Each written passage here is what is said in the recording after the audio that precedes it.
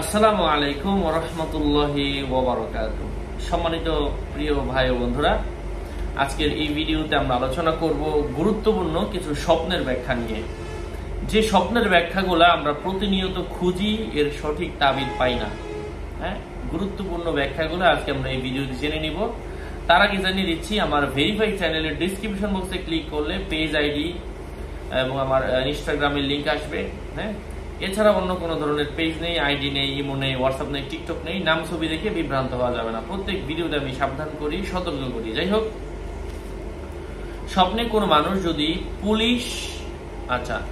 স্বপ্নে পুলিশ আপনাকে ধরে ফেলেছে এমন স্বপ্ন যদি দেখেন, শত্রু নিপাত যাবে। যদি কেউ বই পুস্তক স্বপ্নে পড়তে দেখে, পুত্র সন্তান লাভ হবে ইনশাআল্লাহ।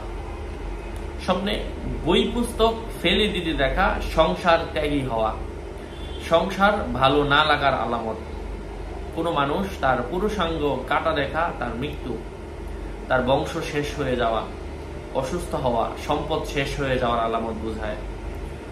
স্বপ্নে কোনো মানুষ যদি পুরনো কাপড় দেখে, তার বিপদ নির্ঘাত হওয়ার সম্ভাবনা।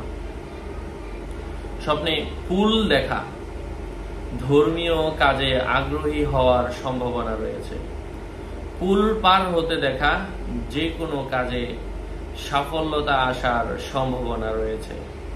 পুল ভাঙা দেখা, সরকার বিপন্ন হওয়ার সম্ভাবনা রয়েছে। স্বপ্নে পেশাব করতে দেখা, পুত্রের উপকার এবং নিজের অপকার হওয়ার সম্ভাবনা রয়েছে। আশা করছি বুঝতে পেরেছেন। আরো আপডেট পেতে সাথেই থাকবেন। আপনাদের মঙ্গল এবং দীর্ঘায়ু কামনা করে এখানেই শেষ করছি। দেখা হবে অন্য কোনো ভিডিওতে। আসসালামু আলাইকুম ওয়া রাহমাতুল্লাহ।